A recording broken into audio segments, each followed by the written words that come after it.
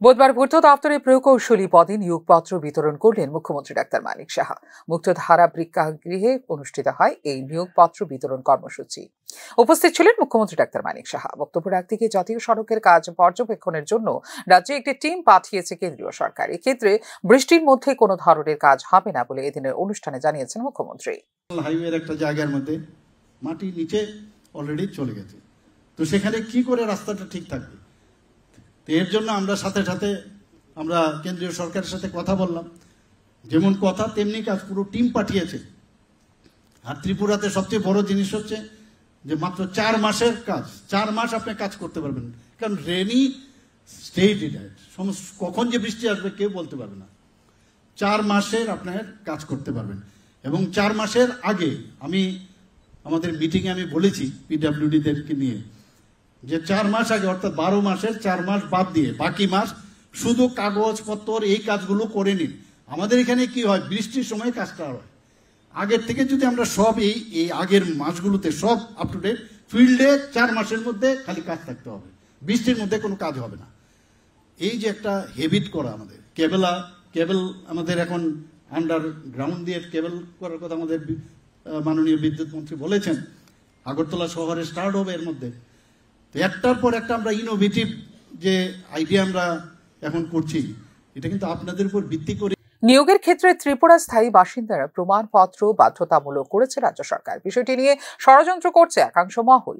এক্ষেত্রে ঘোর পথে সুপ্রিম কোর্টে মামলা করে নিয়োগ প্রক্রিয়া স্তব্ধ করে দিবার ষড়যন্ত্র করছে প্রতিক্রিয়াশীলরা, জানিয়েছেন মুখ্যমন্ত্রী ডাক্তার মানিক সাহা।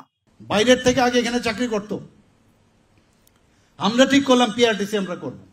আমাদের ত্রিপুরার ছেলেমেয়েরা বাইরে গিয়ে চাকরি পায় না, রিস্ক নিলাম। আমরা আমাদের মন্ত্রিসভার সবার সাথে কথা বললাম, পিআরটিসি আমরা করলাম। এই পিআরটিসি করার সুবাদে আজকে আমরা এটাও রেখেছি একটা পয়েন্ট, যদি দেখা যায় পার্টিকুলার ওই পদের জন্য যদি ত্রিপুরাতে অ্যাভেলেবেল না থাকে, বাইরের থেকে তাদেরকে আমরা এন্টারটেইন করবো না কেন, কিন্তু সেই ব্যবস্থা আমরা রেখেছি। কিন্তু আপনাদের মাধ্যমে আমি সবার মাধ্যমে আমি জানাতে চাই, কিছু কিছু লোক পিআরটিসি করেছে, সরকারের নাম হয়ে যাবে। এটা কি করে হয়? ওই অন্য পথে কাউকে দিয়ে কেস করাচ্ছে, সুপ্রিম কোর্টে, হাইকোর্টে কেস করাচ্ছে ইচ্ছে করে। আমরা তার মোকাবেলা করছি।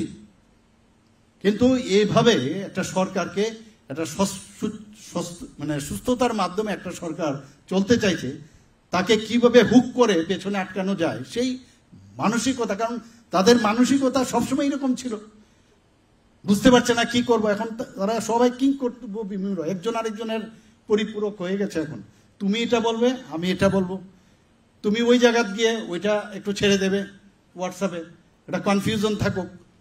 কিন্তু আমাদের সরকার, আমরা বারবার আমরা বলছি, আমরা সব মানুষকে নিয়ে আমরা চলতে হয়, কারণ আমরা মাননীয় প্রধানমন্ত্রীজি বলছেন প্রতিটা মানুষ আমাদের, কারো আলাদা করে আমাদের চিন্তা, আমরা প্রতিটা বর্গ আমাদের, আমরা সেই দিশায় আমরা কিন্তু। বিজেপি সরকার আসার পর গত 7 বছরে 19,742 জনকে নিয়মিত চাকরি প্রদান করা হয়েছে বলে এদিনের অনুষ্ঠানে জানিয়েছেন মুখ্যমন্ত্রী ডাক্তার মানিক সাহা। এক্ষেত্রে বছর খানেকের মধ্যে দেওয়া হয়েছে 8,000 চাকরি বলে এদিন জানিয়েছেন মুখ্যমন্ত্রী। কর্মক্ষেত্রে দায়িত্ব পালনে উৎকর্ষতা বৃদ্ধির জন্য প্রকৌশলীদের প্রশিক্ষণের ব্যবস্থা করেছে রাজ্য সরকার বলে জানিয়েছেন মুখ্যমন্ত্রী। এদিন পূর্ত দপ্তরে মোট 184টি জুনিয়র ইঞ্জিনিয়ার পদের অফার বিতরণ করেন মুখ্যমন্ত্রী doctor Manik Saha. Field Report, News Now.